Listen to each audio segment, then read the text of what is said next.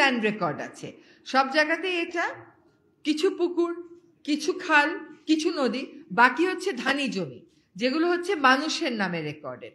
তো অনেক মানুষ এই হাওরের মালিকানায়, যেহেতু সেজন্য হাওর ব্যবস্থাপনাটা একটু কঠিন হয়ে পড়ে। তো এই হাওর মাস্টার প্ল্যানটা আমরা একটা দিনব্যাপী কর্মশালা করেছি। সেই কর্মশালার পরে যে অভিমতগুলো পাওয়া গেছে, সেই অভিমতগুলো এই মাস্টার প্ল্যানে সন্নিবেশ করা হচ্ছে, প্রয়োজনে সংশোধনও করা হচ্ছে।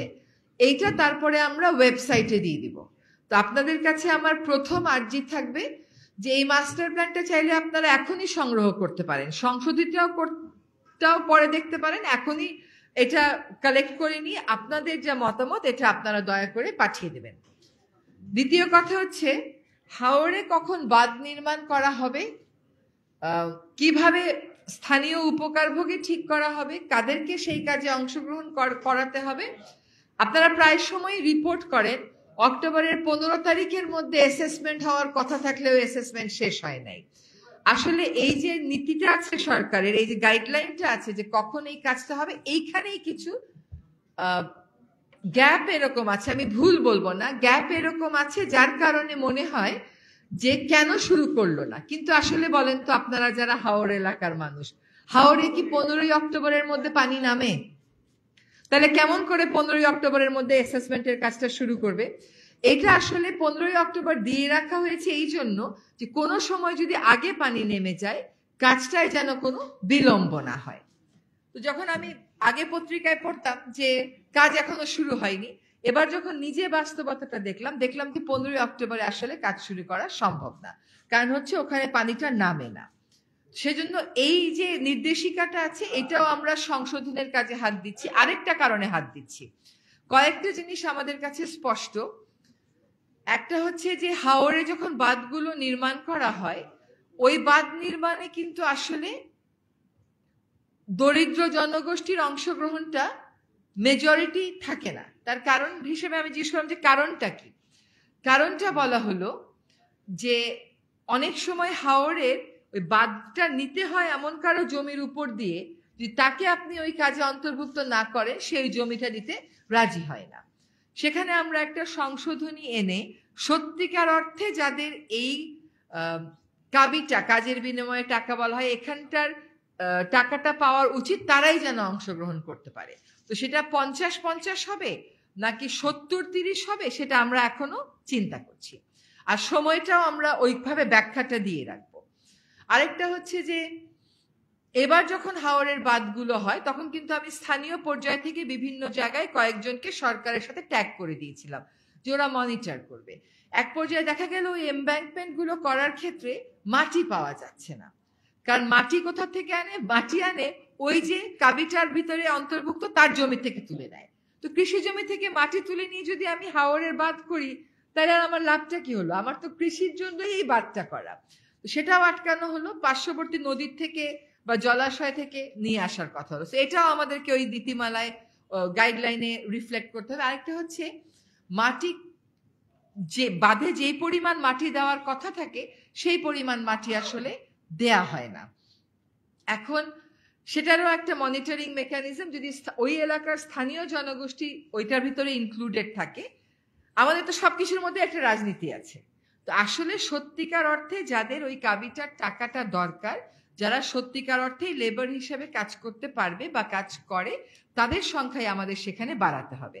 ফলে হাওর মাস্টার প্ল্যানের পরে দ্বিতীয় কাজটা হচ্ছে যে হাওরে বাঁধ সংক্রান্ত যে গাইডলাইন, সেটাও আমরা সংশোধনী প্রায় চূড়ান্ত করে এনেছি। তারপরে সকলের মতামত নিয়ে আমরা ওয়েবসাইটে দিয়ে দিব। 3 নম্বর হচ্ছে হাওর প্ল্যান্টেশন। এই যে আজকে প্রেজেন্টেশনে বলা হলো যে 90% গাছই কেটে ফেলা হয়েছে জ্বালানির জন্য।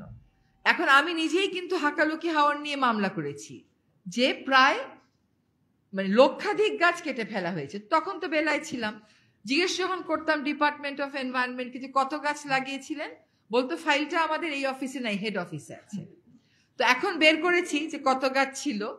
এখন আবার গতকালও সিসিএফ সাহেবকে বলেছি এবং হাওরের উপর নির্ভরশীল কয়েকজনের থেকে তালিকা নিয়েছি যে কোন কোন হাওরে আসলে বৃক্ষরোপণ সম্ভব। কিন্তু আপনার পরিসংখ্যান দেখে তো ভয় পেয়ে গেলাম, কারণ যদি আমি গাছ লাগিয়ে দিই তারপর 90% মানুষ জ্বালানির জন্য কেটে নেয়, এটা তো কোনো কাজের কথা হলো না। কাজে সেখানে আমাদেরকে একটা মনিটরিং প্ল্যানে আসতে হবে এবং কোন কোন হাওরে গাছ লাগানো উচিত সেটারও কিন্তু আমরা একটা তালিকা মোটামুটি প্রাথমিকভাবে চূড়ান্ত করেছি। হাওরের গাছটা লাগাতে হয় নাকি অক্টোবর নভেম্বর, পানি টান দেওয়ার পরে, তার আগে না। আরেকটা হচ্ছে হাওর ট্যুরিজম। হাওর ট্যুরিজমটা এমন অনিয়ন্ত্রিত হয়ে যাওয়ার তো কথা ছিল না, স্থানীয় পর্যায়ে তো প্রশাসন কাজ করে। তো যাই হোক, আমাদের এখন হাওর অধিদপ্তরের যিনি ভারপ্রাপ্ত ডিজি আছেন তাকে আমি পাঠিয়েছিলাম স্থানীয় প্রশাসনের সাথে কথা বলে আমরা একটা সুরক্ষা আদেশ, পানি আইনের অধীনে আজ পর্যন্ত কোথাও কোনো কাজ হয়নি, 2013 সালের পানি আইন, সেখানে সুরক্ষা আদেশ দেওয়ার বিধান আছে। তো আমরা হাওরের ট্যুরিজম নিয়ন্ত্রণে সুরক্ষা আদেশের খসড়াটা প্রস্তুত করছি এবং আশা করি এটা চূড়ান্ত করে দেব। দেখেন, হাওরের বাস্তবতাটা এমন, মানুষ যদি না দেখে সে ওটাকে তো উপলব্ধি করতে পারবে না। কাজে মানুষ দেখুক, কিন্তু একটা তো সীমা থাকতে হবে। একই মানুষ প্রতিবার যাবে, অন্য মানুষেরা যাবে না। হাওরের ট্যুরিজমের ক্যাপাসিটি কত, কয়টা হাউস বোট আপনি এলাও করতে পারেন, হাউস বোট কোথায় যাবে কোথায় যাবে না। ধরেন সবকিছুই সরকার করে না এটা বুঝলাম, ধরেন সরকার করে দিল, কিন্তু ট্যুরিস্ট যদি হাওরে যাওয়ার সময় ওই যে আওয়াজ সৃষ্টি করে গান বাজানোর যন্ত্রটাকে লাউড স্পিকার নিয়ে যায়, এখন সরকারের পক্ষে কি 20,000, 50,000, 30,000 মানুষকে দাঁড়িয়ে দাঁড়িয়ে পাহারাটা দেওয়া সম্ভব হবে?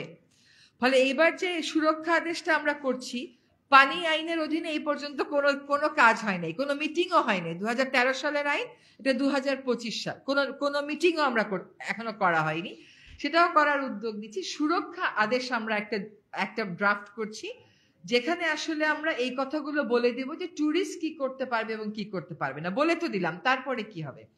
যখন আমরা সেন্ট মার্টিন দ্বীপে ট্যুরিজম নিয়ন্ত্রণের কথা বললাম, সেখানে দেখা গেল যে জাহাজে উঠবার সময় ওই ক্যাসেট প্লেয়ার গুলো নিয়ে যায়, লাউড স্পিকার গুলো নিয়ে যায়, পুরোটা জাহাজ ওই লাউড স্পিকারে যায়, সেন্ট মার্টিন দ্বীপে গিয়ে জোরে শব্দ করে বারবিকিউ পার্টি করে। এখন এগুলোর ক্ষেত্রে কিন্তু পর্যটকদেরকেও একটু সতর্ক হতে হবে। এটা প্রকৃতিকে দেখবার জন্য ট্যুরিজম, এখানে তো গান শুনবার জন্য, পার্টি করার জন্য, বারবিকিউ করার জন্য এই ট্যুরিজম না। আপনাকে প্রকৃতিকে, নিসর্গকে আপনাকে ওখানে উপভোগ করতে হবে, উপলব্ধি করতে হবে। ফলে ট্যুরিজম নিয়ন্ত্রণের ব্যাপারে ট্যুর অপারেটরদের সাথে উনি গিয়ে কথা বলে এসেছেন, আমাদেরকে হয়তো আরো কিছু কথা বলতে হবে। আশা করি দ্রুততম সময়ের মধ্যে আমরা এটাকে একটা কাঠামোর মধ্যে নিয়ে আসতে পারবো। এবং নিয়ন্ত্রণের জন্য আসলে যেটা করতে হবে সেটা হলো, আসলে কিন্তু এটা নিয়ন্ত্রণ না, আসলে এটাই হচ্ছে ইকো ট্যুরিজমের প্রসার। এখন যে ট্যুরিজমটা চলছে, এটা তো ইকো ট্যুরিজম আপনি কোনোভাবেই বলতে পারতেছেন না। আপনি যাচ্ছেন হাওরে, কিন্তু ক্যাসেট প্লেয়ার বাজিয়ে হাউস বোটের উপরে উঠে আপনি জোরে জোরে মিউজিকের সাথে আপনার কর্মকাণ্ড করছে, এটা কিন্তু আমরা কোনোভাবেই ইকো ট্যুরিজম বলতে পারছি না। তো আমাদেরকে একটা মেকানিজম বা একটা কর্মপদ্ধতি বের করতে হবে, যেটার মাধ্যমে যেই পয়েন্ট থেকে হাওরে হাউস বোটে ওরা আমাদের ট্যুরিস্টরা উঠে, সেখান থেকেই আমরা আসলে হাউস বোট গুলোর উপরে একটা নিয়ন্ত্রণ আনতে পারি।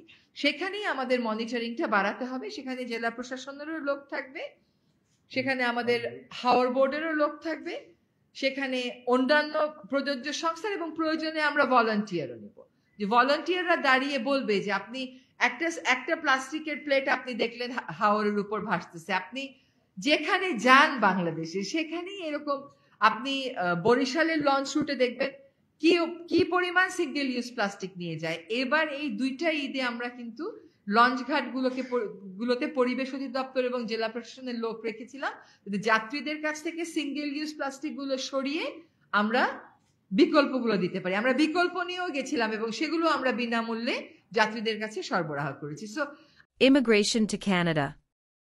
We provide the best quality service and solution for Canada immigration. Please visit our website and contact for details.